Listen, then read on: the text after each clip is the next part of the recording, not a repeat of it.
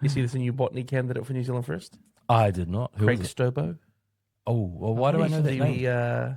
What was his position, Arian? Did you look that up? Yeah, business guy. What? Finance, yeah. Finance. Sorry, former Financial Markets Authority chair who had to resign in May.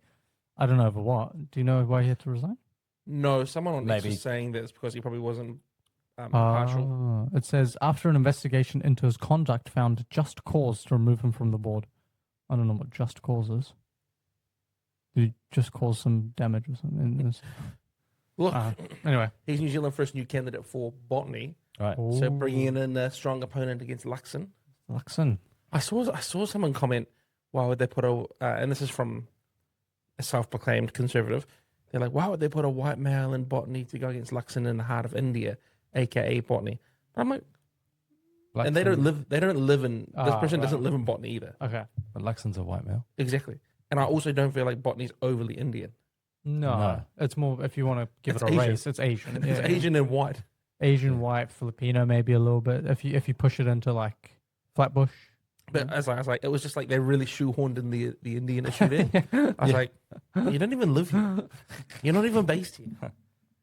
So sorry to Indians who are copping a lot of flack, Just unnecessarily. You got to be nuanced with it if you want to make comments that are inappropriate. Everything's the Indians. But have you noticed though that if you racist against Muslims, it's Islamophobia. Against Jews, it's anti-Semitism.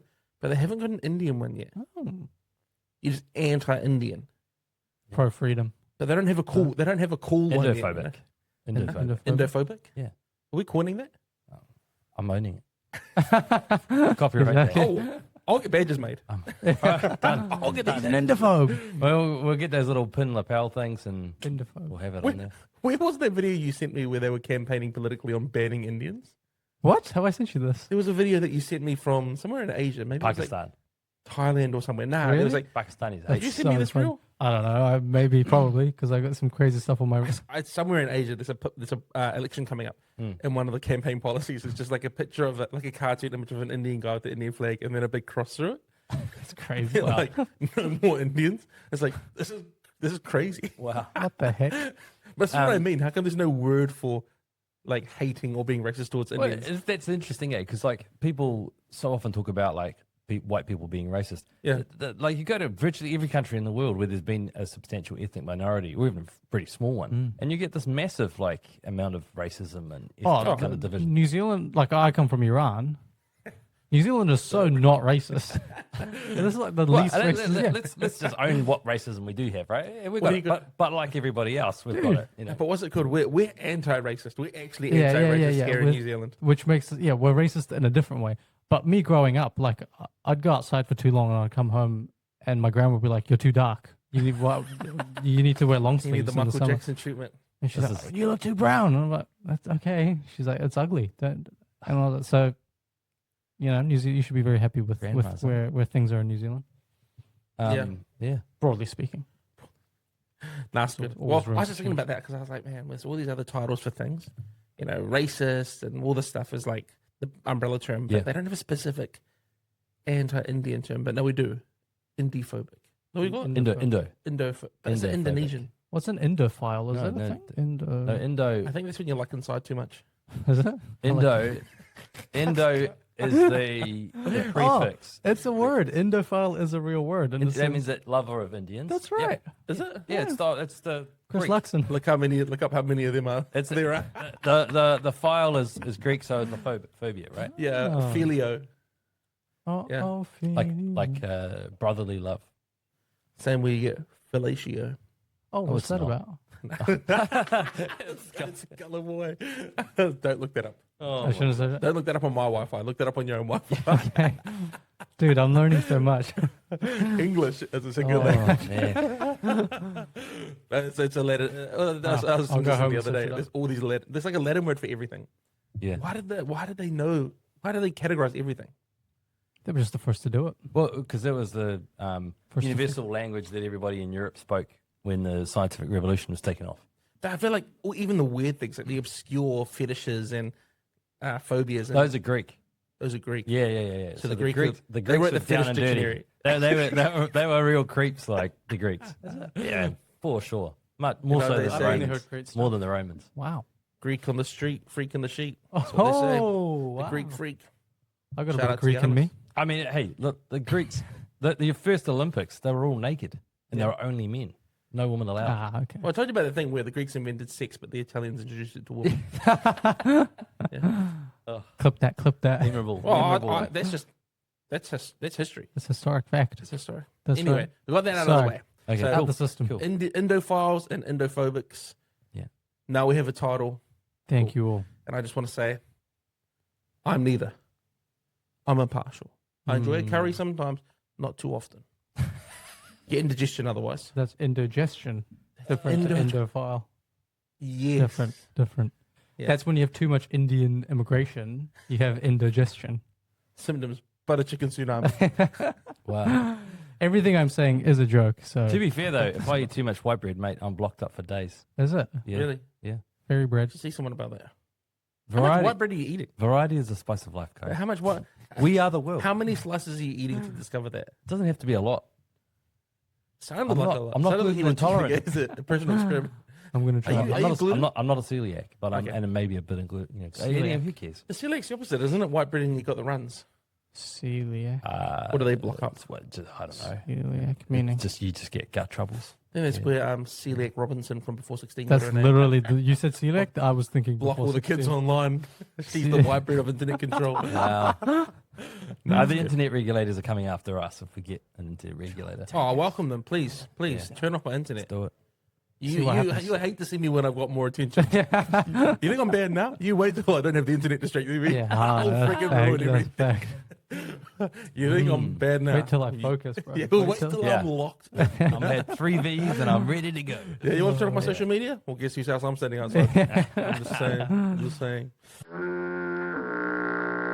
Nationals come out. They've announced their under 16 social media ban. They're pushing ahead. Labor said they'll support it to select committee, and then dilly dallying from there. But that's just like playing with it around the edges, right? Yeah. It's just, They'll push it. yeah. Jeez, you don't want to play around the edges. No. That's how you get in trouble. Anyway, leads into deeper play. Anyway, guys, lock in. Okay, Yes, sir. serious. Social media ban. That's a out. very serious issue. Policies out. The policy's out. What did you think? You read through it? I did. Lots happening. Big piece of legislation. I thought that it was it is, not even I think it is. It is far more comprehensive than Catherine Wedd's 4 pages of drivel. Was it 56 pages? This thing, yeah, about 50, 60 pages. This new piece of legislation, lots of different clauses and the whole lot. We can get into it. But basically, it's everything we kind of predicted. Yeah. And you don't have to be particularly smart to predict it, but it's the DIA becomes, or has a department within it that becomes a regulator of the online space, and ensures that these policies are implemented and then enforced. So in order, the policy is under 16s have to be verified to be online. That's one part of it. The second part of it is that it requires social media companies that they can decide what companies those are. They have to produce annual reports about what they're doing to mitigate the harms associated with using their platform, particularly to young people. To me, reading that, now you tell me if I'm being stupid, which is is very possible. You make a policy that says under 16s can't be on social media, and then you say, also, you have to tell us what you're doing to make sure that your product is not harmful to kids. So it's like having a liquor store or like a vape shop or like a strip club, and you're like, no kids inside. And you're like, all right, cool. Also, can you make sure whatever's happening in the store is not harmful to kids? It's like, hold on, there's no kids. There's no kids in here. And if there is kids in here, you're just admitting that your policy is going to fail because kids are going to land. You haven't stopped them at the door. No. That's a 2-prong attack, Yeah, because it Two-prong doesn't. One of the approach. prongs is super blunt and doesn't work. Well, one of the things that they've been told that they have to report on is what they've done to avoid false or misleading information. That's right. Yeah, that's the real dangerous clause, isn't it? What we saw pushed and fearmongered was like sexually explicit content, photos or videos of people being like straight harmed, up physically illegal harmed, stuff that is already stuff that's that's already been taken down. captured in law. Yeah. And it's like, and also potentially misleading information. Well, what is that? What is potentially misleading information? Because 4 years ago we got told that the vaccine was 100% Effective. effective. There's no and problems with there's it. going to be no issues, and that people under 18 should definitely get a double dose. It's just another term for misinformation or disinformation. Exactly. Oh, 100%. And anything that they deem inappropriate, even information that is true, but they deem unhelpful to the narrative. That's unreal. Why does this term even exist? Yeah. Hey, that's true, but it's not helpful to social cohesion. That you decide. That we've decided. That you decide. Yeah, That Erica and some of the DIA will arbitrate. And then the next government that gets them, right? Yeah. If it's on the left right. or the right. It doesn't matter. And the thing is, like, that's not to say lies don't exist, but because they do. But what happens inevitably is that these organizations, they end up playing it safe, and that's what you're talking about. Is that you create a culture of safetyism where it's like, okay, if I'm going to be punished 10% of my global revenue for showing something that the government of New Zealand might decide is not good for the people on the internet, I'll just play it safe and make sure that the internet is this clean place where no one says anything mildly controversial. Yeah. And that's far more dangerous, I think. But even in terms of playing it safe, right? How many big tech conglomerate sort of giants do we know that are more likely to align with the everyday common user or the state? So we saw with Telegram, that guy refused to hand over the keys to or the back door. Right? The French guy. And Russian. Yeah. And they got him in France. They got him in France, that's right. So they took him to jail because he refused to hand over the encryption key and the back door to Telegram. But then you look through what happened at COVID, and the Department of Justice in the US was given the keys to Meta, backdoor access to all of these platforms to control narratives. So it's not even just them playing it safe. It is them being co-opted and used as a tool of the state, as an extension of the government, even though they're private companies, because they have these fines hanging over them. They have regulatory challenges that they're facing. They're promised that they'll have more access to a more market.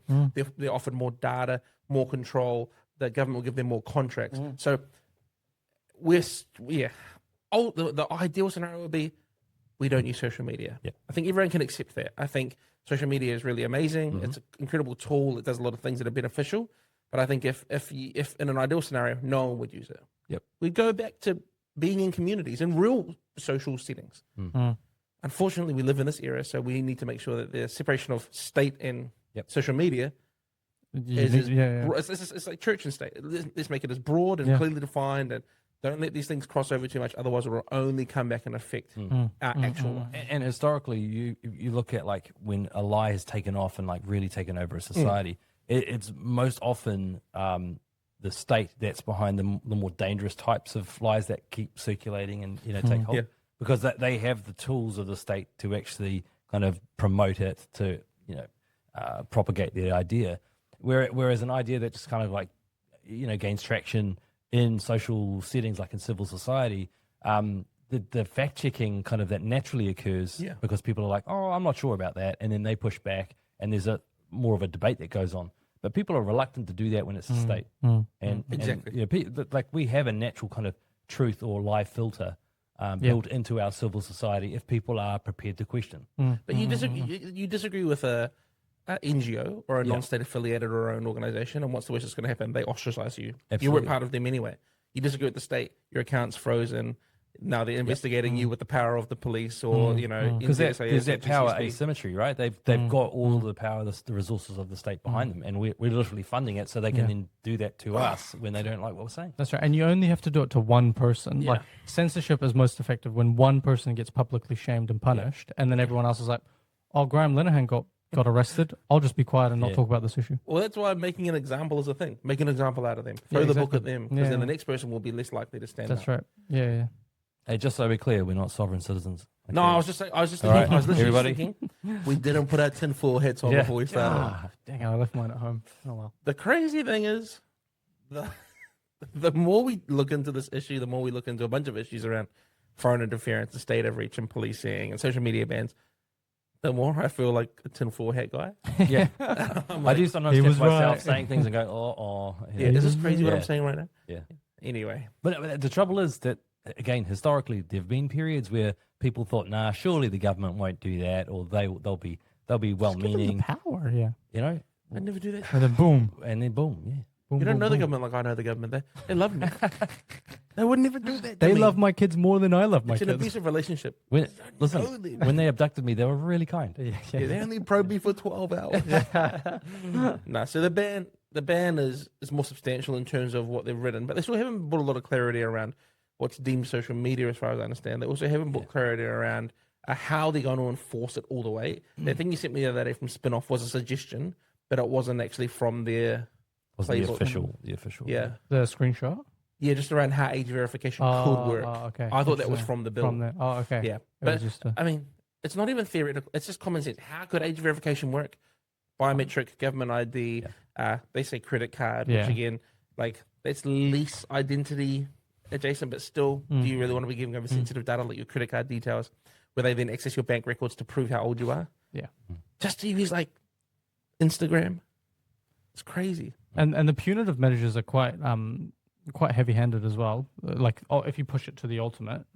So you have this thing, I think they've written access restrictions or service restrictions. And so if a company is not complying, which I mean, highly likely that they won't comply because 80% of Australian kids are still on the internet, even though that they've tried to comply. So who defines what compliance is like?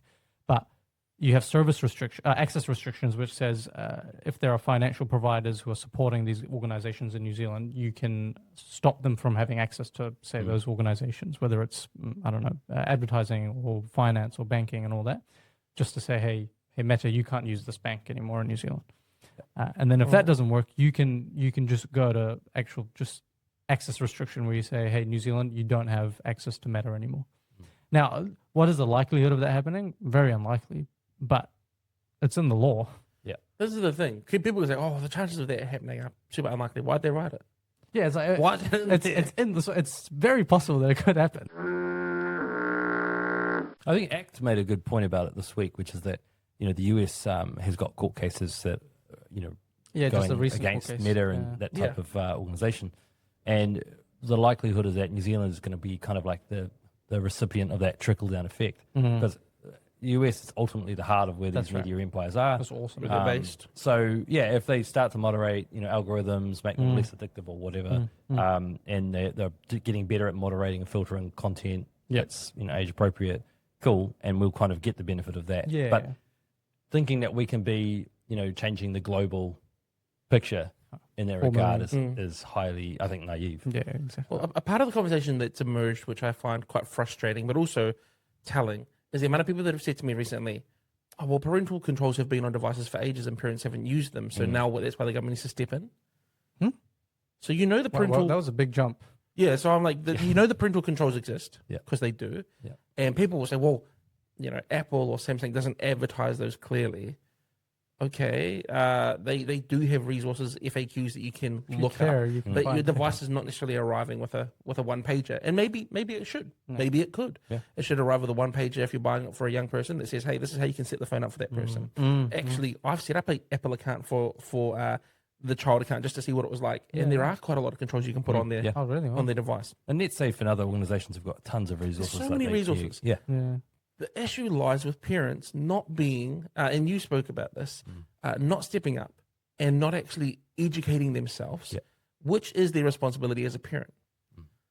Why is now the government the solution? It shouldn't be. Anyway, we've been talking about this for a year. Everything we said came true, though. just warming up, though. Just warming up. Nah. Oh, yeah. And look, I'm glad there's a lot more voices part of this conversation. But there's still so many voices out there that think they're doing the right thing by supporting this to a certain level. Then they're like, we'll support it to maybe this level or first reading or select committee and it's like, no, because give them an inch, they'll take a mile. You're going to give them the momentum that they need to get this ball rolling. And once it's rolling, you're not stopping. And what they're doing is by saying, oh, we'll let them just take it this far and no further, is they're basically just trying to buy themselves time because they haven't really kind of bothered to stop and think about this issue, from all the different angles. Well, I did, and I'd encourage people to go watch this. I did an episode of Family First's show the other night, and I do it often, and I never advertise that I do it, but actually, please go and watch this. It was with Rodney Hyde, Simon O'Connor, and a guy named Stephen Miller. Rodney made a really great point because Bob and Stephen and Simon and Family First support the ban effectively. And Rodney said, you're tricking yourself if you think that in 5 years, the regulator is going to look at Family First and think, those guys are annoying me. I'm going to stop letting them use the internet. I'm going to stop letting them use social media. Because Bob, who is being cancelled as a registered charity, who gets very little mainstream media play, but a pretty decent amount on alternative and emerging and social media, His platform is the one that's in the crosshairs first. Yeah. They'll delete his account. And I fully agree. Rodney was absolutely right. Rodney nailed it on the head. And shout out to Rodney Hyde. He's sharp. He knows exactly. He's got kids as well. He's got young kids. He's got kids who are exactly in this demographic. Really? Yep. Wow. And he's even saying, like, look, as a libertarian, my preference would be don't let phones, full stop. Like, not even just at school, don't let them have phones at all. Yeah. And because he understands that as a libertarian, that actually doesn't exist when you come to being a parent. You have to be a strong parent, a responsible parent, almost a dictator. Anyway, go watch that episode. We'll link it somewhere. It was meant to be one topic. We talked about it for like an hour and 20 minutes. Good on him. There was like a list of 6 topics. We never got past the first topic. Really? Yeah. Oh, I didn't see the whole episode. I just saw parts of it. The whole episode was just me and Rodney trying to tell these guys that they were making a stupid decision to support this band. And like, yeah, but at least National's doing something. That was the key takeaway. Don't do at something, least bro. National's doing something. And Rodney's like, no. That's the worst approach. Yeah. You see a problem, and just because someone's offering a solution doesn't mean it's the right solution. Well, I mean, not only is it going to introduce all kinds of like crazy measures around internet regulation, like we can see that coming. Yeah, you're social norming But people for it. why waste energy on something that you can see already across the Tasman hasn't worked? Right? It's just a waste of our energy. You're And taking money. It's taking up the news cycle. Right? Oh. So much. And why is all that attention being devoted to something that they even know, those proponents of the bill know, is not going to achieve more than maybe 80 or 85%, Well, to more than 10%, sorry, 10, 15 or 10% yeah, compliance. Yeah. And you've still got 80 or 85% not doing it. So, like, that's crazy. But that's the question. If your express goal is protecting kids, Yep. but you've said openly, we know we're not going to be able to do it, that's not your goal. There's something else happening. And this is the thing that's pissing me off is like this whole idea of, well, at least National's doing something. The other thing they got said was, oh, well, now there's actually a platform to bring alternative solutions. Yeah. No. We've been bringing alternative solutions. They go, well, now we'll go to select committee. They've already done an inquiry through the Workforce and Education Committee. They had a preemptive outcome. Faking. They wrote that report before they even finished the committee. Yep. And they put it out. They pushed it out. And they said, we haven't even consulted with any of the key stakeholders on the other side of this issue to consult them on what they think of best practice and what their experiences overseas have been. Yeah, it was just a foregone conclusion, It's all performative. It's just politicking. Yep. And what they're trying to do is they're trying to get these votes. I'll tell you what, Tane Randall's excited because he's about to get Catherine Wedd's seat. So he's in that Good area. on And now we've got bloody Luxon who's going to get rolled in botany. I guarantee that guy will take a seat from New Zealand first. Stobo. Really? You reckon? I'll get rid of him, yeah. Heck yeah. Nah. I reckon. Put money on it. You reckon he's gonna Luxon's getting rolled in botany? Yeah, I'm not. Nah, I'm just confident. I'm not taking that bet. I'm not taking that bet. Nah, I got Carol's passion. It's Yeah, part of his passion speak. But he'll give him a run for his money. He give him a run for his money. I like that. Yeah. Sorry, I was trying to be more moderate and reasonable and credible, and I've just really No, screwed you're up. on the money, bro. On the money. I won't be editing this. I'm leaving this in Right. because it's important that our listeners see. Even when we get carried away, It's real. Feet of clay. We can correct Got it. ourselves. It's true. We can correct. No, it's real. Thanks for, hey, thank you guys for keeping me accountable. I really not at appreciate it. I was like, there's no way this is real. No, it's good. It's good. That's good. Yeah. Anyway. My favorite part about this whole thing is like on the weekend, on Sunday, National comes out with this no new taxes thing just because they want to differentiate themselves from Have they Labour. been saying that? Yeah, I think I've heard somewhere that they don't want to do You've seen this no new on taxes. every single account. I've said it about once or 100 times on my. Like that was Facebook for 48 hours. That's all I saw. Like we are different to Labour. First thing on Monday, we're working with Labour to pass a social media Oh, ban. wow. And all of Yeah. our work. So all of that was just to say we're the same thing. Like I don't know who's advising National. What are the consultants It ain't that me. they've pulled in? Amanda Luxon. Yeah. Celiac Celiac Robinson. Yeah, Robinson. Celiac. Yeah. Celiac, it's a different lady. Oh. Is she lobbying for us? I just don't know what's going on there. I feel like there is no difference now between National and Labour. I know there's plenty of good National MPs, right? For now. For now. But most of them are backbenchers. They're electorate MPs. Getting But fired. They from all the- won their seat. And I don't. Yeah. And I don't think that they're wrong in everything. I think that they've got certain things right, but there are some major, like glaringly obvious problems going on. They're not reading the electorate, and they have not differentiated themselves from Labour on the key things that actually matter to a lot of people who are voting centre right. Yeah. So, I tell you what, though, I'm starting to. I think ACT is going to do very, very well over the next 3 months. New Zealand I've been First so impressed. has just lost another candidate. late because of- bloomer, I guess, because they haven't been polling that well. Or They're- to they're Arian's pretty point that he made modest. the other day, ACT isn't in the media cycle because they're not doing anything stupid. They're just doing their jobs. Yeah. So they're like, David, what did you say? He came out and goes, well, you don't have to talk about leadership coups in my party because we're just doing our job. Just And maybe too, they've got a strategy in place, right? They thought we're not going to peak too early. We don't want to like try and 90 he's not days playing a out. game. We're going to He's try and just- do anything. David would have to announce something that would absolutely take over national debt in 1 year to get into the new cycle with the amount of other stupid stuff that's going on. Yeah, Like, or, yeah. you know, like a Javier, Millet or Exactly, that exactly. type of approach. But when you're doing a good job, Mm. you just fly under the radar. So I think as more people get sick of national dropping the ball, and now, to be honest, like I was in New Zealand first hopeful. I still think they have some chance, but they've got to stop getting these MPs in who then have to resign because of drama outside of the campaign. So got George Natai, I don't know if you saw this. He had to step down because he's been exploiting Yeah, I workers. saw that. It's like, He's I mean, who's the- vetting these guys? Yeah. To be Come fair, on. New Zealand first have had a bad run with some of these candidates. Oh, Stuart Nash, Natai. Oh my gosh. so funny. And then when that Stobo, they got Michael Laws. We thought Michael Laws was going to be the controversial pick. You know? Yeah. And he's still around. When go, Michael's Michael. the not controversial one, you know you've done. I do love it that like the platform, at least for his show, is basically a New Zealand first stump speech. Yeah. Nah, I saw that. How he's always got the New Zealand first candidates on his platform now. It's so funny. They've actually changed their on their YouTube videos. They've changed the title. It's basically ML, like Michael Laws on Yeah. blah blah blah. Oh. So it's much more now about what's his perspective on the As issues. opposed to the, Yeah. interesting. Yeah. Nah, it's funny, yeah. But I think they've got a golden window here where they could just be very smart, strategic. They could pick up a lot of votes. They've got this public service thing that they're talking about. I know some people are upset about one public service for all and all that. But I think if they play their cards well, Dude, they'll clean up good here. stuff. Well, they'll rally the base for sure with that policy. It's great. I think they already are, and they might pick up some others. Yeah. And they've got what's his name, Paul Henry, doing a national tour. Like, Yeah. you know, the thing that people criticize the ACT Party for is like lack of soul or excitement. Yeah, being wooden, right? Yeah, exactly. Yeah, and Brooke very robotic. Belden Yeah, and Seymour as well to Yes. an extent. There's a Paul Henry meeting tonight in St Heliers Is it? that I RSVP to, but I don't know if I'm going to go. I did 2 RSVPs if anyone wants to join me. But the email literally was like, "Hi, Nathan. Apparently running for politics means I have to do public meetings." Yeah. It was literally one line. That's so Classic, good. eh? RSVP here. That's and I was so like, good. "Oh, yeah, cool." Yeah. That's Yeah, actually a few such a personalities in New Zealand can get away with that approach, like that style that he That's has. so But good. he seems to be successful at it. Nah, look,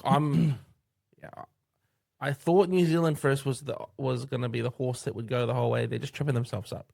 And ACT, to their credit, has remained steady, Yeah. principled, true to their word.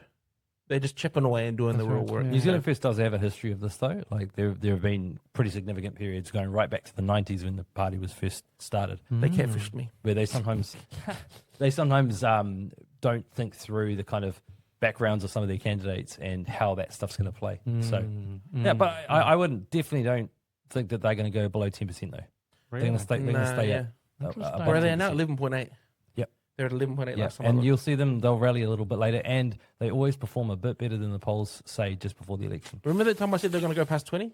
Wow. Well, hey, Oh my gosh. that might belong to the Stobo and Botany Yeah, electorate yeah. category. New right Zealand there, first but- 10.8 here. Yeah. So Greens, New Zealand first 10.8, Party Māori 2.3. Not a chance. National 29.7, ACT 7.8. We've got to get that number up there, ACT. Labour 30, top 5.7. So they're breaking the 5%. And then, yeah, only the left can govern with top. So, Only the left can govern with top. As in Yeah. the right can't govern with well, the right could, but National ruled them out. So it would be a Labour top Te Pāti Māori Greens coalition. Oh, Gets over. get Goes ready over. to lose your lot. There'll be a lot of work for us. Did We'll you, have lots did of you fun. see Te Pāti Māori when they announced their tax rate, 48%? Yeah. Just the day before yesterday. I saw they announced 5 new taxes. Was that one of them? Well, the one that they were like, income tax will go up to 48%. And then one of the reporters goes, well, do you think that you'll stand a chance then of Labour actually asking you into the coalition? And, what are you going to do about that? And Rawati just goes, we'll see them on November 8th or whatever the response was. Right. Like, yeah, They need them as well because if they lose TPM, of course they do. yeah, they can't do it without Yeah. all 4. And they will take them on board. And TPM know that, and TPM won't end up pushing for some of those more drastic things. Like this is what all the parties do. QLA is already coming out and saying, "Oh, our land value tax, even though it's like the centerpiece of our whole thing, we're ready to give it up for a capital gains tax." Yeah. Okay, I think the CGT is coming, mate. It's coming. It's coming. Here's what I would do. How much we can do about it. If I was Hipkins, I'd say, all right, guys, get together. This is the coalition agreement. We'll make all the policies and we'll make all the rules. In return, Chloe, you can be deputy PM. Boom, that's the Greens. Yeah. Rawadi, we'll get you a new guitar every year with fresh strings.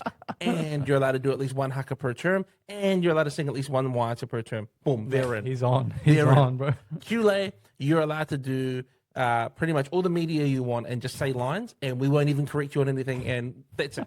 Boom. We won't let Jack Tame talk to you. You don't have to do Q&A ever again. So funny. And that's our agreement. Everyone happy with that? Everyone happy? Yeah, sweet. Yeah. Because Jenny's already said, doesn't matter who's at the table with them, Labour doesn't get pushed around by minor parties, and they won't be giving up any of their policies. Yeah. So exciting times. There we go. This is the incredibly exciting but also not very democratic thing about New Zealand politics is that people can just say stuff all the way up to election day, and then you go into coalition and then you just give up on half the stuff you said and you say, "Oh, it was coalition agreement. I just had to give it up on it. Sorry, guys." That's what I love about democracy. It's just like it's riveting. Who knows what's going to happen, right? Just Just yell it from the rooftops. Unless you're Winston and you walk and you say, "This is what I want," and they say, "Well, let's talk about it." And he just walk out. Walk out. No. And then where's he gone? It's fishing somewhere. Then David's like, "Well, I suppose I could compromise on pretty much everything. We'll do a referendum on this. We'll do a select committee on that. We'll change the wording of this." And then Winston comes back. He's like, "All right, everyone read to sign off my stuff?" Yes, sir. Yes, Winston. We'll do it. What a genius. Busy calling Jacinda. That's what he was doing. Anyway, what a riveting time. I know. That was exciting. It's the longest election lead up of my life. I can't wait for it to be over. I've told so many people this in the last couple months. Well, maybe not couple months, past month. I can't wait for the election to be over. Mate, you're going to be in New York. You're going to be standing under the Trump Tower just while glory, the election gets read out. Glory, yes, amen. Come on. Getting a reflective tan off the gold. If Labour wins, I'm not coming back. I'm going to be a legal migrant. Do not say that on the podcast because you're already... Sorry, actually. They're going to listen to it. Cut that. Look, I don't know. Some of us are just like political, addicts, right? We just keep following the news cycle because we love it. But there is a certain amount of adrenal fatigue, at this point. Fatigue. I think. Yes. People, we did peak too early. Sick of it. I'm just giving up on making any predictions. I think there's too much that could happen between now and the event. I predict from now on, I'm only going to say safe, moderate, conservative, unbannable stuff. Yeah. Unbannable. I believe someone will win the election. Wow. Profound. On November 7th. I don't know. Should get you a column, mate. You're just so let's address the elephant in the room. No, let's not kick him while he's down. Let's not kick an elephant while he's down. Because we don't actually know what we're kicking him for. No, exactly. He's just something. I'm stumped. These slogans. Oh, Let me away from the parties. Read us some of these slogans. I want to, and let's imagine them. Just as the banner over our country. Okay. We'll start with Labour. Better starts now. Ooh, what about when you were in charge of the country? Yeah. Which sounds incredibly similar to Better Start Now, which doesn't have the same ringtone to it because it just means you've been doing nothing for a long time. I saw also the Citizen, the watch company. That's also their slogan. Oh, is that? Better starts now. That's like their company slogan. It means nothing, bro. It's good for a watch company. Expecting a lawsuit, from Citizen a watch watches. company. Yeah. All right, so that's Labour. Okay, I'm ready. National's been fixing the basics, building the future, but also I've been hearing no new taxes for the past wee while. So anyway, Actors unlock New Zealand's potential. Okay. Greens is for all of us. Except for anyone who's not Jewish, white, cis male, male, extremist. For all of us minorities, self-perceived and otherwise. Wealthy, if you earn more than $160,000 a year, if not, except for the people who pay majority of the taxes. If you one of the top 1% payers, who pays more than the 50% combined. Get out of here. Get out of here. Yeah. Which is I love how it's communism for all of us. That's just like collectivism in a slogan for all of us. And then last, certainly not least, is New Zealand first. There was lots actually this slogan? No, there was a lot that came up. Last time it was taking back our country. This one said power to the people when I searched it up. I don't know if it's the. Yeah, I don't think it's an official one, but it was the opening line for a couple of things. It does sound pretty populist. Power to the people. Power to the people. And I mean, Take Back Our Country was pretty much a Trump line, wasn't it? Take back our country. Yeah. Take our country back. He used that. Is it? No, he used that line a lot in his speeches. So I think they just I kind just of remember mega. Okay. If we were going to have a slogan, is individuals. As a pillar? Oh, as individual. Well, in pillar. Well, pillar, our slogan is clear. Fixing. Fixing the basics, building the future. No, all for one and one for all. Civil liberties. Oh. Three Musketeers. That's what you're going to say. Mine is, may the best man win. Is that your life's motto? No, that's my motto is the leader when I start the Hunger Games. Okay. May the best man It's win. a bit gender specific. I was going to say, what about the I woman? don't think women should participate. Can't wait. Anyway. Okay. No one disagreed. I'm always proud to go home and tell my daughters what I do for a living. I work with these great guys. I can't wait for your daughters to participate through their husbands one day. Oh, wow. And I've got 3 sons, so I don't have to worry. I've joined the wrong team. No, Aaron? Make Aotearoa great again. No, okay, shut So no, it's ambiguous. It's ambiguous because I said No, it's Aotearoa. No, it's Aotearoa. So am I a lefty? Because only the lefties use that word. And your But then I brown, also said make. So that's MAGA. So that's right wing. Was that left? I see what you're doing. So incredibly if I, ambiguous. I score it highly, but Okay, well I'll keep working on it. I'll think of another one. listen, the key in a democracy is don't make people think too hard, right? Oh, because they can't think because they're all stupid. We've seen that with the social media. Is that your thing? Don't think too hard. Don't think too. Yeah. Nick Khan for leader. No. Don't think too hard. That should be Labour and National. They should should have that join. the uni party, right? Yeah. And then they should make that their slogan. Don't think too hard. We'll do that for you. Work hard, good Nice, education. well said. Don't think too hard. Yeah. Yeah, let's go. I like that. It's like when Erica this past week, semi-related, she was on Ryan Bridge and she said, "Good law makes good behavior." Oh, yeah. Oh, I should have oh. quoted that. In Oh, my- shit, in my shit. email. Shit, dictator Stanford. Holy Ayatollah Stanford out here. What the heck? Who says that? You know what I say, the ancient Chinese proverb, good law makes good behavior, Ryan. Whoa. Jeepers. What did Ryan say when she said that? He was like, I don't think he caught on. Good law makes good culture. Is that what she said? No, she said good law makes good behavior. Oh, good behavior. So Yeah, it's like if that's crazy. I should have quoted that. I mean, it's You not have now, out yet, but so there's you still still time, can. yeah. Yeah. It's a crazy thing to say. It is. It just shows you the seeds of authoritarianism. It's like, I know how you should behave and everyone else in New Zealand, and I'm going to use the weapon of the law to tell you exactly how to behave. But you know what? I don't know. It's not authoritarianism. It's managerialism, right? Ooh. Now, I might be splitting hairs here, but Let's go. authoritarianism is basically you don't know like anything. We just tell you what to do. Yes. Yeah. Whereas this is like, we're going to shape how you think and feel through lawmaking. Yeah. And it won't just be one law, it'll be many different laws, but the accumulation shapes the way you think. Make man in the and image of relate to each other. make man in the image of the state. Yeah, and that's what managerialism is about, really.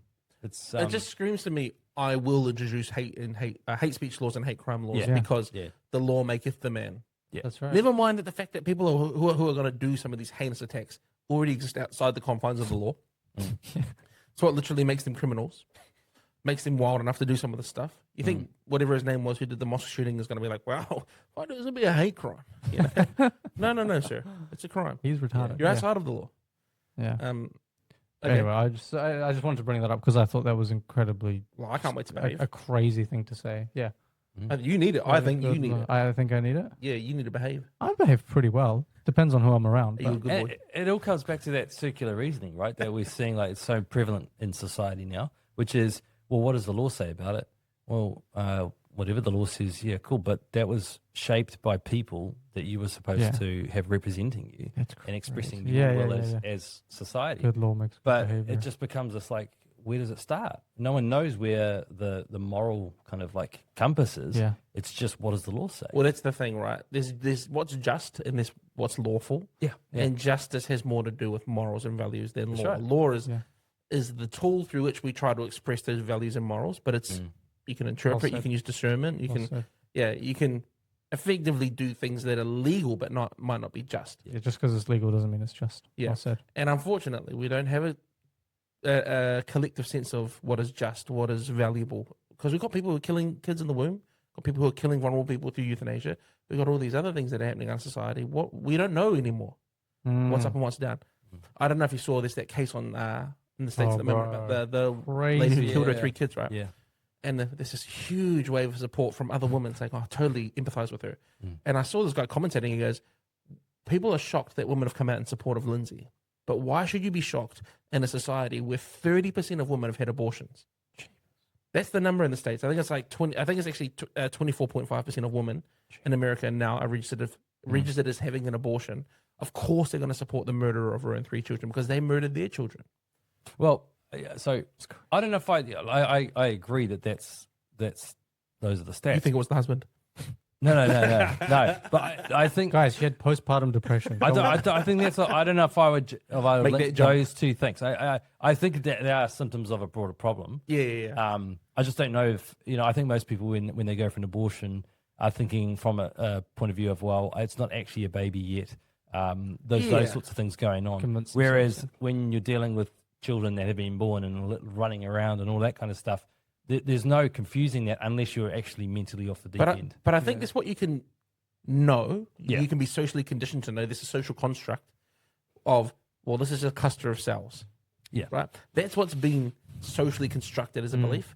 I think instinctively a mother knows the second that there's something in them, they know that at a subconscious instinctual level. So even if they don't admit that consciously and sort of intentionally, there is a part of their heart, it's a part of their psyche, I think, that does actually believe that they killed a child.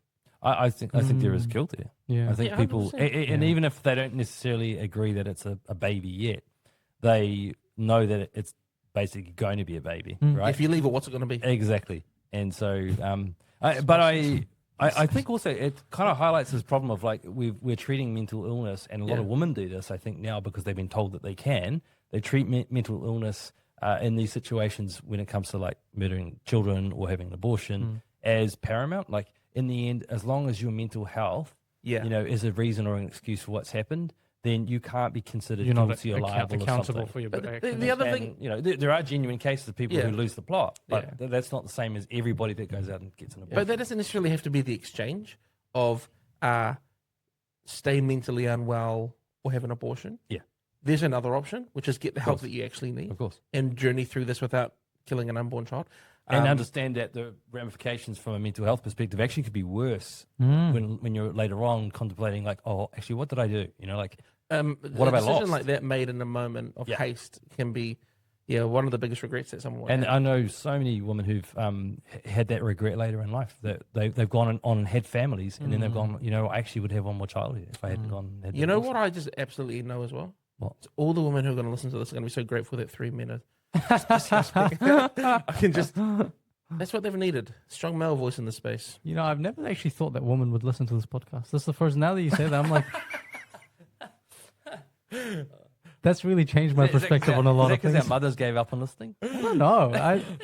I'd never imagined that a woman. I'm so sorry to Eddie. It's fine. No, so it's like a good marketing practice when you're advertising is to think who's your target client, right? And you create a persona or a profile. Yeah. And I don't think any of us would sit down and be like, a woman. We'd always be like, as a guy. To be fair, when I was a bachelor, I never gave much thought about what women would think about what I was saying. You did. You dirty dog. No, I didn't. Now, every time I say something, like, what would my wife say to that? No, but I'm just like, I think all the women out there, this is what you've been waiting for. 3 men talking about reproductive rights and my life, my body, my choice. Why not? Yeah. I respect all women. That's my slogan. Actually, I changed my slogan. What? Respect all women. That's my. I'd say cut that out. Party. Yeah. Doesn't go far enough. The respect woman party. Oof. The thing is, they would maybe vote you in based on how they vote. As long as you told them that you were like a Muslim with a Sharia law, and they'd be like, "Yeah, this guy, he needs our support. Respect. We owe him reparations. Just give it in the form of votes, yes, and he can take over our whole county." And then effectively enforce Sharia law. Sharia law. And then when little girls are dancing in the dance studio, they can get stabbed. This guy. This is all good. That's happening in the UK. It's happening in the UK right now. No, it's good. It's good. What do we know? What do I know? I've only lived in Iran for 8 years. What do I... I know about Sharia law. I don't really want to partner with the Respect the Woman party, but Really? not because I don't respect women, but I think he's a wolf in sheep's clothing. This guy. Oh. Yeah. He's got a bit of a Harvey Weinstein feeling about him. Only deal with straight shooters, though. I don't want any drama. I don't want a New Zealand first situation where the candidates are This exploiting is a workers. party of respect, Or a love, Stuart Nash comments. peace, Yeah. kindness, gentleness, Self-control. It's the self-control. fruits of the spirit, okay? That's Anyway. what my party stands for. Nah, so look, go to this meeting with Paul Henry. Yeah. What should I ask him? Ooh. Can you donate to Pillar? I hear you're quite wealthy, mate. He's here. I think he'd be wealthy. But what should I ask Paul? What do we like about ACT? At the risk of sounding slightly biased, lots of things that I like about it. Well, I just want to I like the one New Zealand policy, the policy where it's one New Zealand for all, is it? Yeah, that sounds very communist. Yeah. A one New Zealand policy, one the New ethnic Zealand unity policy? policy. Yeah, No. yeah. So one public service for all. One public. So the service. removal of race quotas. What is effectively. the best argument you've heard against this policy? Well, this is the thing. Everyone's always like, why wouldn't we do this? Because Māori and Pacific are disproportionately affected. And Dave's like, yeah, they'll still get the same amount of treatment, if not more treatment, because they get treated on the basis of need That's right. and not identity. And the reason why they get the worst care is because they show up later than their counterparts and they don't take enough pre-care compared to their counterparts. But they want to talk about how long Asian people live. Yeah, you see them walking around there, moving their arms, blood flow and all that. You know they're what I mean? doing the military You show drills me on any the Tongans streets. who are doing Tai Chi and we can have this conversation. Hey, It man. took me a while to get used to all the Chinese ladies wearing those visors. Yeah, the so the visors. sun wouldn't, Dude, they tan don't. your skin. They're not in the sun. You They see a drink lot of that hot in East water, Auckland. green tea. I was next to an sushi. Asian lady at the lights the other day, me and Deborah. She had a visor, a face mask, sunglasses, and gloves on to drive in her own car by herself. Yeah. That's No melanoma, though. No. That's a robot. It's a CCP BYD. That's a BYD. Yeah, BYD. But yeah, so David with Tova, right? She's like, David, all the Māori people are dying earlier because of superannuation. They don't get to get their superannuation payout. I would actually go into it and be like, okay, well, how much net tax did they pay over their life? Because this is the thing. If we're going to do this on the basis of like they're not enjoying superannuation, Yeah. well, let's look at who should enjoy superannuation on the basis of who paid the most in. If we want to be statistical, If you want to about play it. that game, We want to play the metrics yeah. game. If you want to play the game, Okay, no, everyone will get exactly what they deserve because Yeah. that's her argument. They deserve to have it for earlier because they die sooner. Okay, well, how much did they pay in? Let's say 50 grand across their life, which they should have paid more than that. Mate, what's the lifetime of tax? Be a couple 100,000, right? Look up New Zealand How lifetime. much tax would you pay? Yeah, how much tax you can pay over a life Over your lifetime? how much tax? or over your working career? Yeah, well, let's say someone's working for 45 years, right?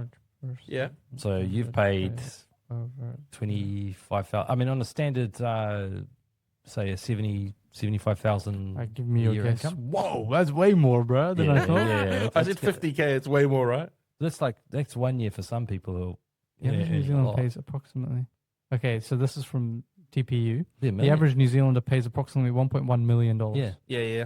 I've got a breakdown here. Do you have a breakdown there?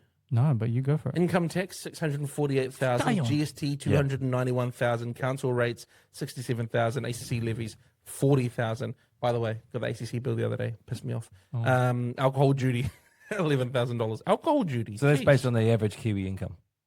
Yeah. Alcohol, Judy. I'm not drinking. Taxpayers Union. Well, yeah, shout it's out. taxpayers. Shout out TPU. TPU. $1.1 million of tax over a lifetime. Okay. Mate, I'm not recouping that when I'm so then 65. how much do you get every year Oh, for you superannuation? definitely- wow, that's why Really? we're going into debt. Oh, really? Yeah. Good on That's us. the other thing, though, is like, okay, you pay $1.1 million worth of tax. Doesn't mean you get $1.1 million worth of superannuation because you use the services while you're alive. So you pay for things. as you Yeah, use them. right. You've been using it, bro. What we need is a citizens income. It's pissing me off. Cue We that need a for- CGT. Well, why is it coming on? I'm waiting for it. No one's talked about this, but if the citizens' income or the UBI Yeah. gets implemented, how do we not see inflation like driven up by that? Don't answer that. We've done the modeling. Don't answer. We've Yeah, done the modeling. Q-Lay's coming on. We'll ask her. Okay. So she's just confirming whether she can do the 4th or the 18th. She wanted to come on September 11, but obviously it's her favorite holiday, so we're not doing it that day. No, we've actually got 3 other interviews. Remembrance Day. So we're going to try to go to the 4th or the 11th. Yep. So we'll ask her. Remember that question. Put a pin in it, Now, it's been Oh, on my can I mind. guess what her answer's going to be? Daily. please. We've done the modeling. It won't. Okay, well, I'll play I'm that back. satisfied. I'll play that back to her, and we'll see what she says. Yeah, honestly. I'm going to pull all of Arian's quotes about Q-Lay. blame him for her because he's. You don't know who a real asshole is, Kilo. This guy right here. This guy who says respect a woman on one hand. No. No, okay. Well, okay. Look, She's gonna say modeling. We've done the modeling. So one public service for all. That's where we started this conversation. So yeah, one public service for all. It's not racist in my view. It's responding to genuine need. It's responding to genuine issues in the society. I just don't see, like, in the first place, how it could be racist. What is racist about it? well, because you're not giving preferential treatment to Māori who need it. No, but racism is defined as discriminatory, You're discriminating. negative discriminations, because you can have positive discrimination, right. right? Which is Positive what I'm talking racism. about. Yeah. Negative discrimination would be the typical definition of racism up until No, I think 10 years ago. Isn't racism just any different treatment on the basis of race? Positive or negative? Technically. Well, yeah, but what I mean is typically you've got a group that thinks that they're better or that another group are worse. Superior, yeah. So, yeah. Well, I'll tell you what. Yeah. I was talking to this girl the other day. She's got a 8-month-old baby. So she's not a girl. Taken to a lady. Got an 8-month-old baby. I said, how's your baby going? Good. What have you guys been up to? She's like, I just went to the Plunkett nurse the other day. I said, well, what do you mean you went to the Plunkett nurse? And this blew my mind. She goes, I had to go to the nurse and they checked the baby out. And I was like, my Plunkett nurse comes to my house. Really? And then I realized it's because we're on this Tongan register, even though I'm not Tongan. So like, wait, what? So the How do we get on the Tongan register? No, well, that's my point. We didn't sign up to it. What? We didn't register. The hospital signed us up for this. So Did you tick the wrong box by mistake? no. So and then the nurse comes. She's like, I'm with the Tongan midwifery or whatever. Deb was like, we didn't sign up for this, and we're not Tongan. She goes, I'm not Tongan either. I'm Samoan. And Deb goes, so are we.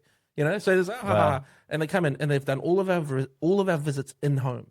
Now that's like awesome, right? I'm That's like, what they used to do. Like, exactly. yeah. That's cool. And I just assumed that everyone was getting that sort of treatment. Yeah. Because I just never thought about it. But no, this girl has to get her baby, take the baby to the doctor, and it's like a menial task. But it just shows you of course. there's an assumption there that we couldn't, because of how I'm ethnically registered, get our kids to an appointment. So they send the appointment to us. Now that is a form of treatment that it benefits me, and I'm appreciative of it. But I wish everybody had it. Yeah. Regardless of their ethnicity. Yeah. Why does that girl? So she's not complaining either. And there are people who do actually need that, regardless of their race or color. Like, it might be a white person who needs that. Right, we've got 2 cars. We can pay for petrol. We've got car seats. yeah, why is it not income tested? Like, why is it not? Exactly. I don't understand it. But I just never thought about it. So I just want to apologize to all the taxpayers for footing the bill on my behalf. Because I felt guilty. I was like, that's right. look. And this other girl, she got 1 car, You can pay the dividend to my account. Well, I'm not one of those people who wants to pay more tax, like Marama Davidson or the guy from the top board. It's like slavery reparations. If you want to pay more... I'm like Jamaica. Yeah. Jamaican. All those civil rights movies about black civil rights in the US that we were all like fired up by when we were kids, growing up, and like in high school they'd play it in social studies and you'd be like, yeah, Martin Luther King. Yeah. And then all of that apparently is just nonsense, because we don't do what he talked about. No. We do this new thing. I saw this clip the other day of a congresswoman saying, keep Martin Luther King's name out of your mouth, to a white Republican. Yeah. And then he's like, you are literally playing into everything he fought against. Like, he's like, how about I quote whoever I want, whenever I want? That's my First Amendment right. He literally said, like, we need a society where our children are not judged on the color of the basis of the color of their skin. That was his but dream. On the content of their character. I'm glad he didn't say it like that, though. Yeah. That would have been like, what is this? Chris Pink wrote this. Yeah. He's like, why is he stumbling through his speech? He's supposed to be the speaker. I'm stumped by the whole thing. I've used that word 3 times now in this podcast. Stumped. But that's how I feel today. You feel stumped. There's a food truck that makes wood fire pizza called Stumpy's, because the guy's got 1 arm. He's Auckland based. Damn. Where, the mystery meat and the pizza, where did that come from, eh? Yeah, you want an extra prosciutto? Nah, is that not funny? Ham on the bone. Yeah, that is. That's great. Anyway, one public service for all. Yeah. Stop the race-based policies. Stop the race baiting. The new religiosity of the public service as well. Oh, calm down. That's a good word. The catechias. I saw David goes, even a Christian engineer, They have to use logic and physics when building their bridge. Yeah. They Oh, don't thanks, just David. pray. They don't As if we. Thanks for the shout out. Yeah. But it's funny because Dave was like, of all the religions, the one that I can point to still being rational, reasonable, and logical is the Christians. He's like, a Christian engineer, sure, they pray. Yeah, They Except when pray it comes before to they pray. euthanasia. Yeah. But they'll still use physics, That's right. logic, all these things. And then like, but what is the other stuff? Like, what benefit do they bring? Cut a gear before you build a bridge, and then you don't do the proper resource consent. That's so funny. That's so funny. Shout out to David. What a legend. Oh, what a But yeah, I think that's a good policy. I know it's a bit controversial to say, but I think for the future of this country, I know asking for equality within the public service is quite controversial. I don't. yeah. See. That's the thing. Is I don't care that it's controversial. It makes sense, right? It sounds just. Other than rhetoric, I haven't heard positive arguments against it. No, exactly.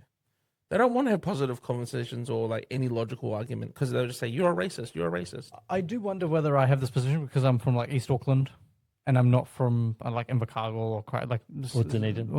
You know, I mean, like Yeah. you know when you're driving through, you were going to Tauranga or whatever, like you go through these like villages that Like aren't Pyroa and these random cities. Oh, okay, yeah. It's like I'm sure they have a very different perspective on New Zealand as a system, and maybe I just have this like not secular, but liberal urban view of the world, Oh, and really? so that's just me pushing back against my own perspective. you're woke. Yeah, I lived in exactly. a Oh, maybe I'm a wokey. I lived So in a then- provincial town, like 4,000 people for 5 years, and there's certain things about the country that are different to the city, but The difference is you know your neighbours better, eh? well, yeah, and also that they're a little bit more down to earth, Yeah. a little more common Okay. sense, and they don't do the woke PC thing to the degree that you see in the city. Interesting. They call it how it is, mate. Oh, Gotta watch Yellowstone. what's that? Yellowstone's a TV series. Okay. Based in Montana, but this is their fight. They're like, oh, all the natives want the land back. All the environmentalists want us to stop ranching and stop doing the cows. This is our way of life. It's what's brought prosperity to our valley for generations. Wow. And then effectively just starts killing a bunch of people. So it's Cool. really it's a great show. But the funny thing is, there is a lot of not just white guilt, but like privilege guilt, right? People that have money and they start to think that, oh, maybe I'm out of touch and maybe I'm, Like me, like what I was saying a little bit. but I don't think that you are. No, I have think a different it's type it's of healthy guilt, to ask yeah. that question, but I don't think that most of the time these kind of fears are actually justified. Yeah. I mean, it's probably just a reminder, like, oh, maybe I should just get out and see what other people think. And Yeah. You know who you're gonna vote for yet? Still deciding. Still deciding. I'm flip flopping, eh? You are. Yeah. Thought I was gonna be a New Zealand first Those voter. sound effects. I'm not confident anymore. Look, the difficulty is I don't feel passionate about any of these parties. Certain things It's probably a good thing. yeah, and it is probably how I am most elections.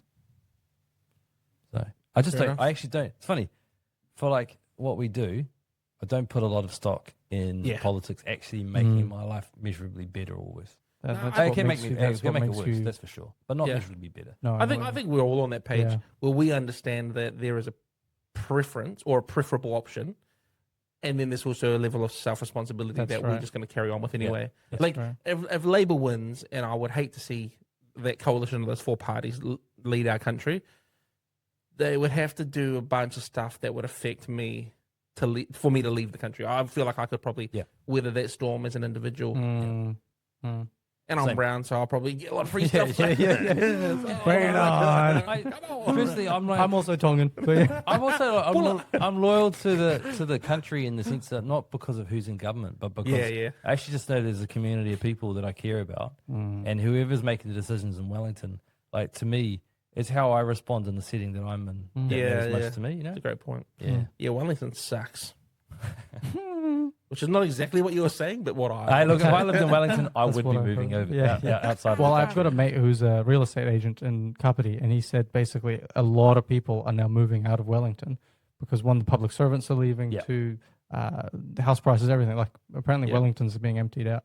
Well, and because of the water, like pipes are bursting all over the place. Yeah, exactly. so- But Yeah, they yeah. almost have a golden mile, which would take a completely new meaning when their sewage pipes erupt and there's piss on all the streets. That is true.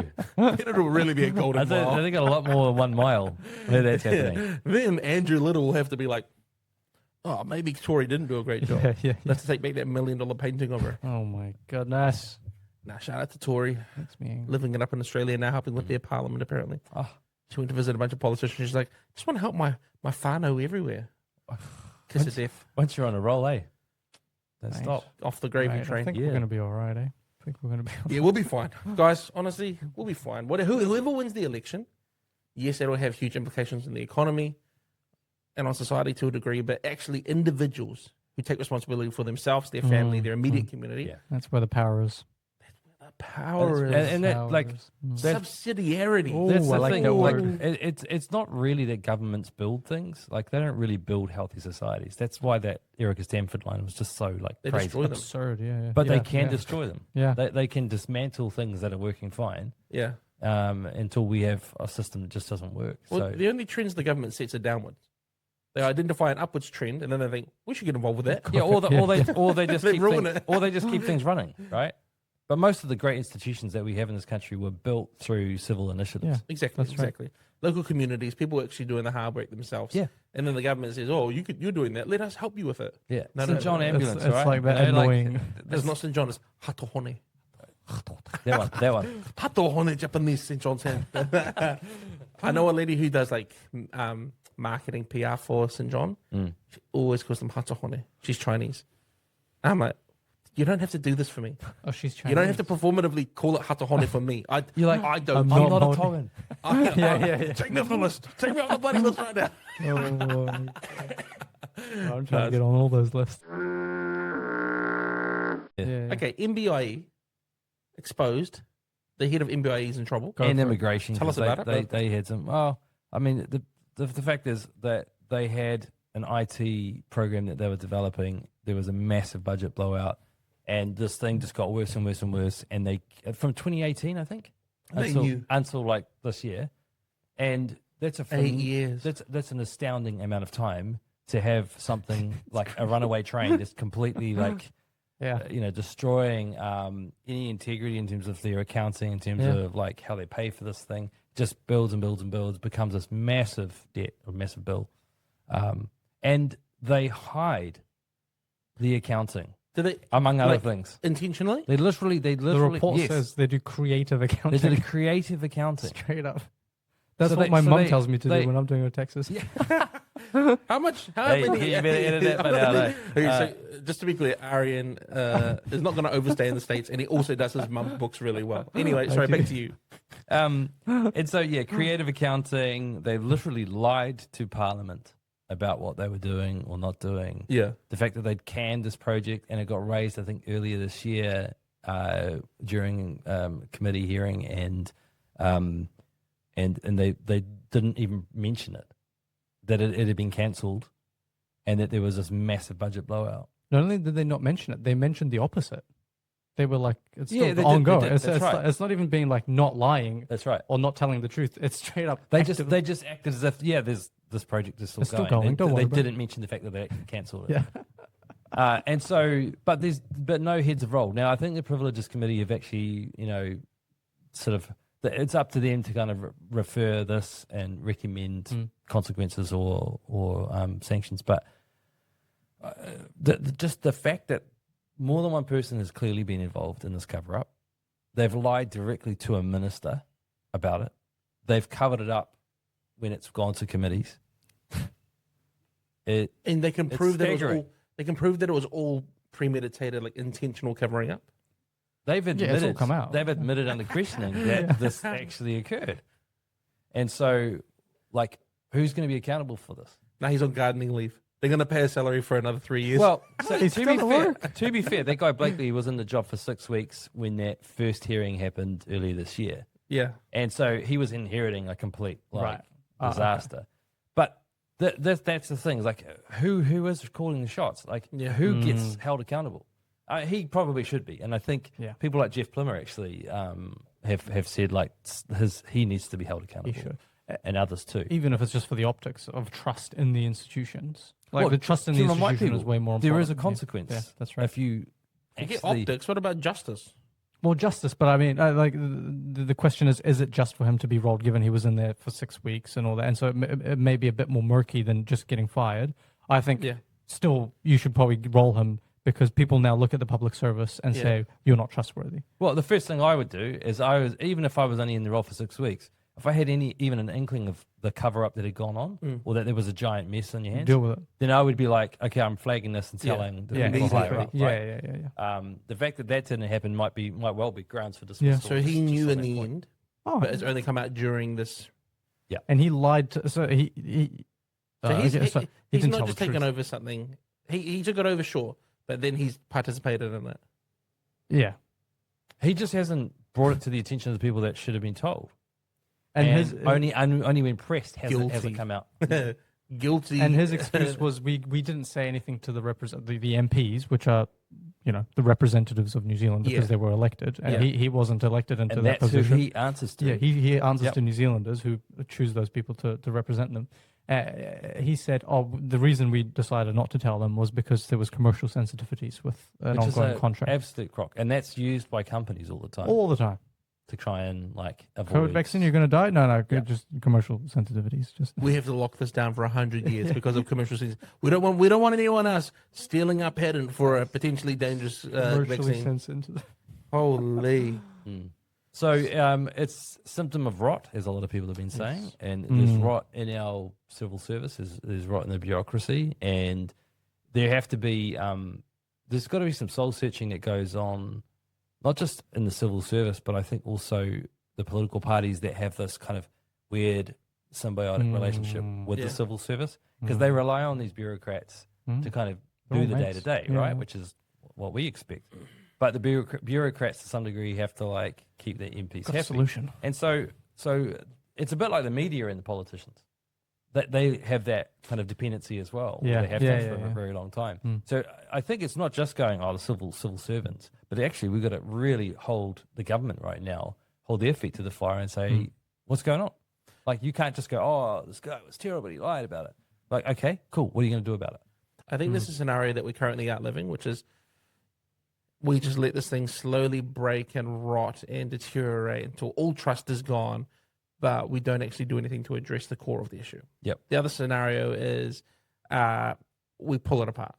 We just clean slate it, and this is what I think will happen: is the things that are essential will become clear because crisis will accumulate around them, and then the people who are essential will respond to that crisis, and we'll see who's actually efficient and effective, and we'll actually get solutions, and it'll be hard. And sorry, so that's two scenarios. And then the thing that I can see happening is we have to choose our hard. Is we either choose the hard of eventually it breaks, or we destroy it now and rebuild it now. And both of the things are going to be hard, either right now or for our children. I think absolutely a deliberate, controlled dismantling of something and reassembling it to fit the purpose that it's needed for. But that's the thing. Anytime a piece of machinery is broken, if you have an engine, you run the engine, you see why it's not working, you fix it. You turn the car off, you pull it apart, you put it back together, you start it again, see what's not working. Yeah, but the problem with the issue is the problem is it's not so much like systems as we normally think about it. It's a question of integrity. Yeah. And if it's system specific, then it could be fixed through a system. Yeah, but this is my thing. Approach, If something breaks, we see who shows up to fix it and who can actually fix it. Now that person's the person. Not the 5 managers that send them. Well, I agree, but I think that starts with the politicians in charge going, okay, we can see that these people are responsible for what's going on. We're taking them out, they're gone. Yeah. And then we're going to find people that don't even backfill them. They're useless. Yeah, but the guy is in charge of the whole thing. So you need somebody. Get rid of him. No, you don't need him. That's a lie, mate. That's a lie. Because I think if issues, this is my thing. We can get rid of certain government ministries or amalgamate them and make them smaller or whatever. But the point is, some of these things are going to be happening in government departments or ministries that we actually do have. But so many of these as essential. So many of these, the work that these people do is responding to issues of their own creation or importance of their own creation. Like the Climate Commission. Yeah, the Climate Commission. Sure. So what I'm saying is, if we just clean slate everything, and what does that mean? What does that mean, though? So we just say, okay, look, we're starting from scratch. Starting what from scratch? The system, the public service, bureaucracy. I'm going super anarchist here. Oh, yeah. Destroy it all. You are, for Destroy sure. it all. Yep. And then I'm saying what issues arise first, we respond to first. And the people who can fix those solutions then take on the responsibility for those problems. Oh. And then, so then you actually have So you mean like police? yeah, like a first responder who actually is capable of carrying out that thing. They become the person in charge of it. So then you don't have just like management. You make the doer responsible. You know you what invest I in frontline services as opposed Yeah. to back office. I just don't think there's any way that we could possibly do that. I think in theory, like you mean practically in theory, achieving it yeah, politically. yeah. practically, there's just no way that we could ever do that. So I think it'd be really we need to hard. deal with like things that in reality are a possibility. Why? I understand what you're saying, but it's going to break more and more and more. Like, look at the police as an example. They've had 3 different leaders in as fewer years, and every leader who's come in has had their own skeletons, their own problems, because they're just bringing people in who are fit for the position on paper, but who aren't the right people of integrity or of character. So what I'm saying is, make it a solution-based hiring process as opposed to an optics thing or a qualification thing. The person who can do the job should get the job. The person who can do the role effectively. Yeah, but I don't think it's a question of do people know like which way is up and how to turn the thing on and all that kind of stuff, right? It's not like how do you plug it in. These people could be technically proficient in what they do. Yes. The issue here is a character integrity problem. So you could have very skillful technicians doing anything in government you want. You got to If they think though that this is just about I don't want to be blamed. Yeah. Because someone else is stuffed up, and I'm ultimately a little bit further up the food chain, so I don't want to get like penalised for it. Then they do this, and or they make it someone else's problem or whatever. They shuffle it around. So how far back do you reckon we should go? Obviously, It's a societal problem. no. In terms of the MB problem, the person, the predecessor of this guy, should have to, or she, he or she should have to answer for it. But all the way back to 2018, should we trace them back? I mean, this is the problem: is who knew what, and why didn't they, when they came to learn about something, do something about it? Those people have to be held accountable if they're still in the employment chain, right? Yeah. If they're gone, then there's some level of accountability. You can't just let it. We can't pursue them beyond employment. Yeah. But if they're employed or they're still working for the government, maybe in another ministry or another department, then sure, go hold them accountable for it. It's crazy because they're almost protected by the complexity of the system. Because it's hard to prove who knew what, when, where. It's just employment law. But so many layers. That's all it is. Look at the Costa issue, right? If we go back to the police, yeah, it's like a conversation was had in the back of a car with Hipkins at the time. He can't really remember exactly, but then Costa reckons it definitely happened. But then there's nothing written down. But then there's something goes to Mitchell's office when he comes in. Yeah, he doesn't see it because the PA sees it. So this complexity it provides enough like plausible deniability that no one becomes responsible. But then I'm like, well, guilty by association. We should just put all of these people on the stand. Yeah. And if you were working there at this time and you touch this, even if they pull the wool over your eyes, well, that's your fault with them. Yeah. Because you didn't do your job to check that it was actually all above board. Well, and that's why I think ultimately in a democracy, the electorate have to hold the elected officials responsible if they don't take the like stringent or like drastic decisions they need to take. And if you don't hold those people that are in the bureaucratic positions accountable, then you're just as bad. That's why I'm saying that the government have allowed this to happen. Now, when they first found out about it early this year, man, they should have been on that in a second, right? Just pulling that apart and figuring it out. To some degree, they did, but not enough, and that's becoming clear now because they're still going, well, we're going to refer it back. Maybe they've got to follow a process, sure, but they aren't drilling down into this and actually dismantling the kind of the beast, the beast, and asking where did it go wrong. That's right, and it's hard to ask who is holding in this scenario of MB, who is holding MB accountable in terms of a democratic sense when you have 13 different ministers managing one agency. Yeah. Right, and so part of the problem, and I think what the ACT Party has been saying is saying, hey, you have one minister in charge of one chief executive of one agency, one organization. And then they can choose who they want, who they can kick them out. And so that is a direct line of accountability from New Zealanders who elect a representative, who then becomes a minister, who then chooses who leads and runs an organization. And that's one way that system or structure can be reformed. Yeah. Well, what happens if you have 11 portfolios? Issue, though. Pardon? What happens if you have 11 portfolios? Goldsmith, mate. Goldsmith. Nah, listen, I was just trying to play out the ideal scenario. Anarchist. No, can we burn it down? I'm saying, I reckon you can, to some degree, I think you could do what you're saying and dismantle something to a point. But there are a whole lot of other things that are depending on it now. And tens of thousands of people, not just people that work in these places, but there's a lot of people out there in the community that are depending like the cafes. Yeah. Well, not just that, but like there's a whole lot of systems that go on every day. The way that the our country contractors operates, and right? So it's not just employment; it's actually just services that we're using. Yeah. I just think that would be hard. a hard time is imminent, and I I agree. I'm like, I'd rather just take it on now and like deal with it so that my kids have a better footing. Because I feel like we've had it pretty good. Yeah. But then even within my lifetime, things seem to have gone downhill pretty rapidly. I'm only 30. I agree. But, So I don't think it's the actual system. I think it's the people in the roles. And that's I harder. agree. It's Yeah, harder to you're fix. right. The perfect system will never operate with the wrong people. Here. So you are right. It's like that king that wants to predict the treasure, but he doesn't trust the first guard. So he gets another guard to guard that guard. And then he gets this like impossibly long, chain of guards. And he becomes paranoid because he doesn't think anybody's trustworthy. I like and that's that. what happens when you don't have people of integrity. Is that from the Bible? No. It's like That's really I good. learned it in primary school. Yeah. That's really good. Yeah. It's like one of those stories, like with the Emperor's New Clothes. That's right. Yeah. I don't know that one. Oh, I'm glad we covered that because That was I actually interesting. wasn't across the MBIE issue that much. I was aware that there was some controversy around that project that they let blow out, but there's another project that came out through the inquiry as well, right? Yeah. There was like a secondary project really? where they were Immigration, also like, immigration stuff. Like you fudged these numbers too. Yep. Jesus. And that's why that people can see there's rot across the system. Yeah. But It's not again, good. it's not. We can keep coming up with transparency regimes and like Yeah. systems and stuff like that. But these people know better than this, Well said. and that's the problem. They know better. They know they shouldn't do it, and they're doing it. Crisis of virtue. We yeah, need, it we is. need better And people. these people are on six-figure salaries, a high Massive. 100, Golden 180. handshake. This guy's on Golden handshakes and 600K. The Yeah, MB CEO. Yep. They get these On massive. 600K. 100K, bro. That's more than the prime minister. I don't know, but No, the Prime Minister's on 250, is he? excluding benefits. Like you he could has be lots of the benefits, mayor so. of Auckland, right? And you earn way less than that. Yeah. Wayne Brown, shout out. Yeah, Wayne Brown's like, no one should be getting paid more than me. Now, was it Luxon? Is he 250 or I'm setting 500? up Nah, NZ 500. Prime Minister. 500. wage. It's the It's minister about that's on 500, yeah. 250. Yeah. He's on Yeah. 510. Yeah. Yeah. But That's now, crazy.